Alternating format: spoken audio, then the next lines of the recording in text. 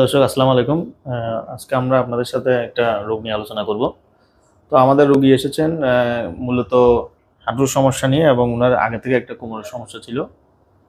তো কোমরের যেটা এমআরআই যেটা এখানে আছে আমাদের কাছে এখন, যেটা আমরা পেয়েছি, সেটাতে দেখা যাচ্ছে ওনার 4-5 নাম্বার 4-5 ডিস্কটা একটু প্রট্রুশন হয়ে গিয়েছে, মানে ডিস্কটা জায়গা থেকে সরে গিয়েছে, এবং এই যে মেইন যে বান্ডেল, যে এই যে নার্ভের যে ইয়েটা, এই জায়গাটাতে কিন্তু ব্ল্যাক হয়ে গিয়েছে। তার মানে হচ্ছে এখানে যে নার্ভটা যাচ্ছে সেটাকে সে কম্প্রেশন দিচ্ছে, এবং এই কম্প্রেশন দেওয়ার কারণে কিন্তু উনার এখন এখন এই পায়াটা কিন্তু পুরোটাই কিন্তু ভারী ভারী লাগতেছে, অবশ অবশ হচ্ছে কেমন। তো আমরা এখন ওনাকে কিছু ফিজিওথেরাপি দিব, কিছু এক্সারসাইজ দিব, পাশাপাশি কিছু মেডিকেশন দিব, এবং ওনার এটা ইমপ্রুভমেন্ট কেমন আমরা এটা ফলো আপে রাখবো।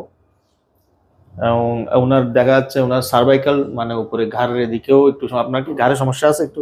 ঘাড়ে ব্যথা কোনো না তেমন নাই তেমন, কিন্তু আপনার কিন্তু একটু প্রবলেম ঘাড়েও আছে কিন্তু, হ্যাঁ, এটা একজনও বলছে দুইটা লেভেলে ঘাড়ে একটু প্রবলেম আছে। 4-5-5-6 লেভেলে ঘাড়েও কিন্তু একটু ডিস্ক হালকা একটু বালজিং আছে।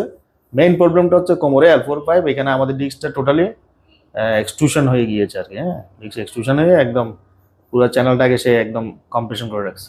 তো এটার কারণে উনার ক্যানাল স্টেনোসিস হচ্ছে, উনি পায়ের শক্তি একটু কম পাচ্ছে, হাঁটতে পারতেছেন না, উনি হাঁটতে গেলে পড়বে। তো আশা করি আমরা কিছু নিয়মকানুন দেখিয়ে দিব, কনজারভেটিভ ট্রিটমেন্ট দিব।